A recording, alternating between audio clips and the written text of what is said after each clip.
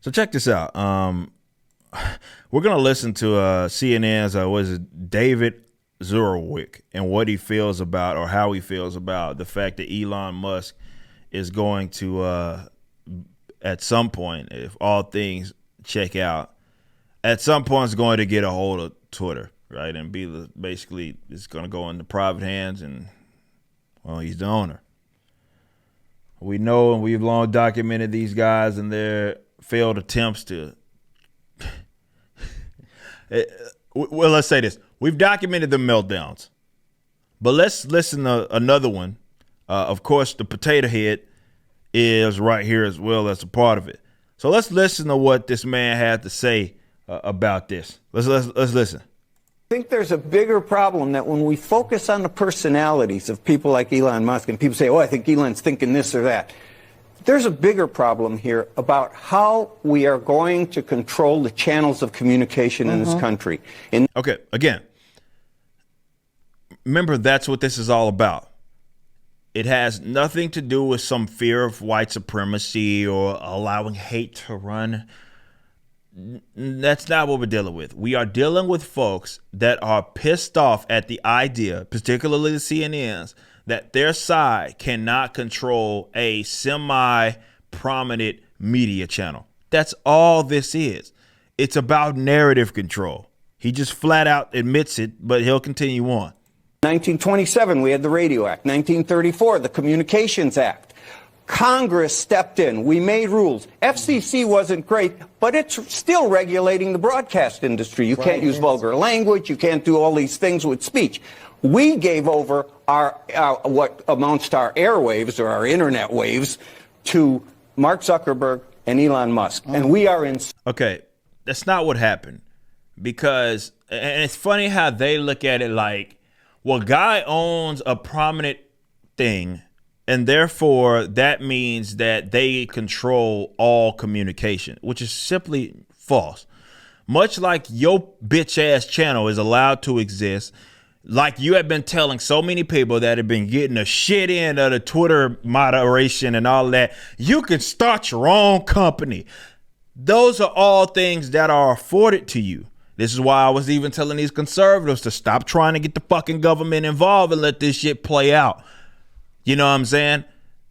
They use this as a mechanism to control. They love the regulatory body. They love regulations. They love the ability to be able to stifle and control certain areas of communication, because what that allows is for them to present themselves as the justified source of the info.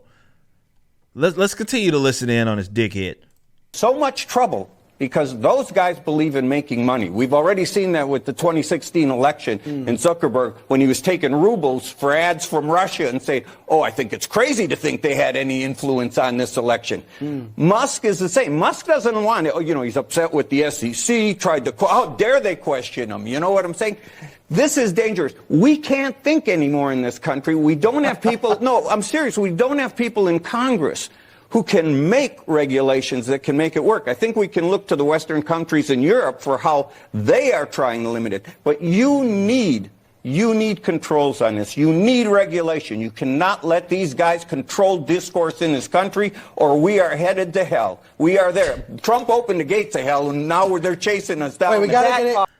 So again, like, look how dramatic this man is just at the idea that someone owns a publication that isn't doing what it is that he wants them to do. You see, Twitter had become an extension of them. Hell, various social media sites became an extension of them. And they don't like the fact that that may be threatened. It's not to even say that that's going to end it. They don't like the fact that they're going to be threatened. That's what you're seeing is an example of why these guys who like to think of themselves as the upper echelon of society like the state so much. Why they like regulations so much. You have retards that act like, well, regulations are something to, we need them. If not the evil people. And no, all this is a means of control for a particular side. That's all it's ever been used for. Because people looked at the state as if it has some sort of perceived legitimacy. So they look at it like, well, after all, they do have a monopoly, a territorial monopoly on use of force, violence, and ultimate decision making. So when you're able to do that, you wield that ring of power to, I don't know, end your adversaries. Well, that's what often ends up getting done.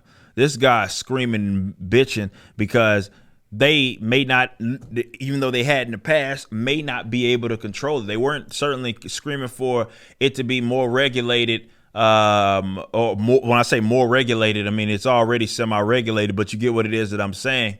The reason why they're now screeching is because they see an ideological difference between the people that control Twitter now versus Elon in a particular subject, not all across the board, though. Yeah, Elon has become their latest villain, just on the subject of like speech or communication on these various websites. That in itself, they see a difference between Elon and them. And because of that, they're fucking pissed. And they're losing their fucking mind. They're telling you what the game plan was. And this is why I've told you guys, libertarians especially, you need to have a cultural imprint on certain things. You focus so much on politics and not on avenues of culture that you don't have to focus so much on politics, because politics change by default. They recognize the importance of it. The left recognizes the importance of it because they know if they don't have that, they have nothing. And they're fucking done. You just listened to a clip from my podcast, For Cannon's Sake, which is live throughout the week at 12 p.m. Central on youtube.com/YoungRipper59 and odyssey.com/@YoungRipper59. Be sure to check out my website, ericdjuly.com, so you can stay up to date with everything it is that I'm doing. You can also become a member and get access to a bunch of cool perks and exclusive content, which includes a social media hub where you can interact with myself and other members. It even has an app that you can get, which is now live in the Google and Apple stores.